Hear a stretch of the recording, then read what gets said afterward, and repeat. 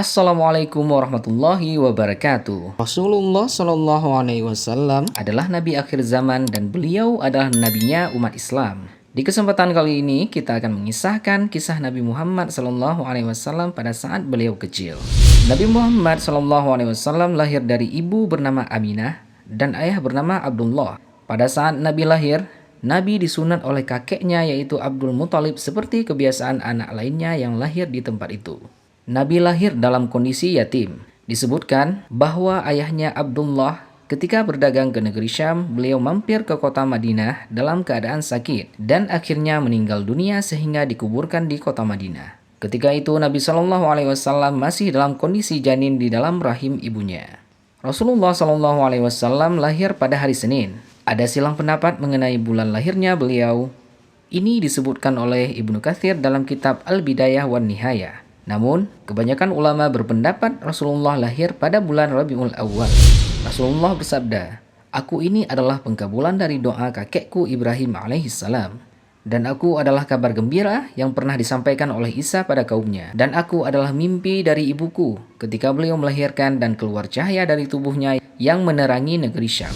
Setelah Rasulullah SAW lahir, beliau disusui oleh ibunya sekitar beberapa hari. Dan ketika Nabi lahir, Abu Lahab ikut bergembira dan membawa Nabi ke Thuwaibah untuk disusui. Berikutnya Rasulullah juga disusui oleh Halimah Sa'diyah. Halimah Sa'diyah berasal dari Bani Sa'ad, kota Taif. Perjumpaan Halimah Sa'diyah dengan Rasulullah terjadi tatkala Halimah Sa'diyah bersama suami dan rombongannya berangkat dari kota Taif untuk mencari nafkah. Mereka mempunyai pekerjaan menyusui anak-anak sehingga diberi upah. Perjalanan yang panjang membuat mereka kelelahan. Pada saat itu, anak dari Halimah Sa'diyah menangis karena tidak ada susu yang keluar dari beliau. Keledai beserta untanya pun sudah kelelahan. Akhirnya mereka memutuskan untuk singgah di kota Mekah. Berjalanlah rombongannya ke kota Mekah dengan harapan ada anak yang bisa disusui sehingga mendapatkan upah. Pada saat itu Nabi Muhammad SAW yang masih kecil ditawarkan kepada rombongan Halimah Sa'diyah. Namun, tidak ada seorang pun yang mengambilnya karena beliau merupakan anak yatim. Mereka merasa jika mereka menyusui anak ini maka mereka tidak akan mendapatkan upah. Waktu pun berlalu, beliau belum mendapatkan anak untuk disusui. Mereka memutuskan untuk pulang ke kota Taif. Namun pada saat itu, beliau merasa sia-sia jika pulang tidak membawa anak yang disusui, di mana orang yang lain telah membawa masing-masing satu anak untuk disusui. Lalu dia teringat dengan Nabi Muhammad SAW, belum ada yang mengambilnya. Maka dibawalah Muhammad kecil untuk disusui. Saat itu Nabi Muhammad SAW digendong oleh Halimah Sa'diyah. Maka seketika keluarlah air susu dari Halimah Sa'diyah yang banyak sehingga diminum oleh Nabi Muhammad SAW. Dan pada saat itu juga anak Halimatus Sa'diyah juga menyusui bersamaan dengan Nabi SAW. Lalu mereka pun kenyang dan akhirnya tertidur. Kemudian suaminya pergi ke tempat unta dan melihat untanya mengeluarkan susu yang banyak sehingga beliau memerahnya dan minum bersama dengan istrinya. Sampai mereka semua kekenyangan dan lepas dari rasa dahaga. Akhirnya malam itu mereka semua tertidur dengan tidur yang nyenyak. Pada saat pagi, Halimah Sa'diyah pun bangun dan berangkat pulang ke kota Taif. Dia melihat keledai miliknya berjalan sangat kencang, sehingga melewati rombongan yang mendahuluinya sebelumnya. Dan sampailah mereka di kota Taif. Tinggallah Rasulullah bersama Halimah Sa'diyah selama 2 tahun. Kota Taif adalah kota yang kering pada saat itu. Penduduknya banyak yang menggembala kambing. Karena dilanda kekeringan, sumber makanan untuk ternak pun sedikit. Akibatnya, banyak hewan yang kurus. Namun, hal ini tidak terjadi pada kambing-kambing Halimah Sa'diyah. Kambingnya tetap gemuk seperti pada umumnya. Itulah keberkahan yang Allah berikan karena adanya Muhammad di tempat itu.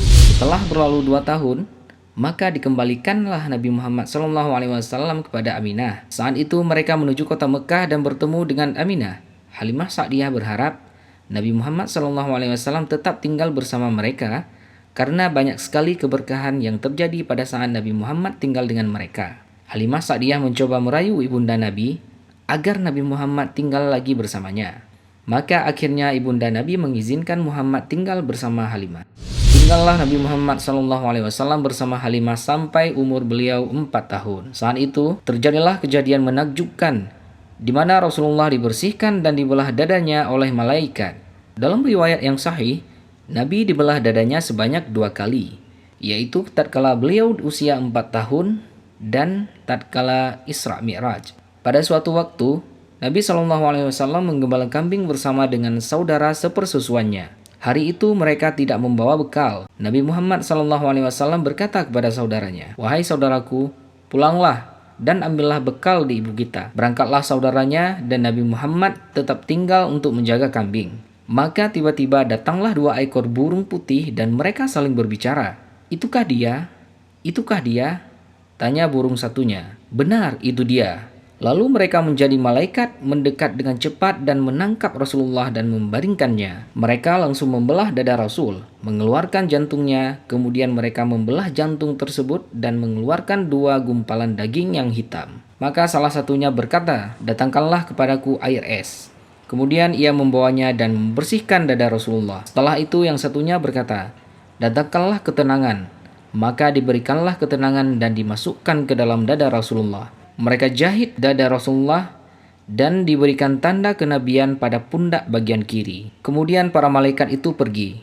Saat itu Rasulullah sangat ketakutan. Beliau pulang dan melapor kepada Halimah Sa'diyah tentang kejadian tersebut. Saat itu Halimah khawatir bahwa Nabi sudah hilang akalnya.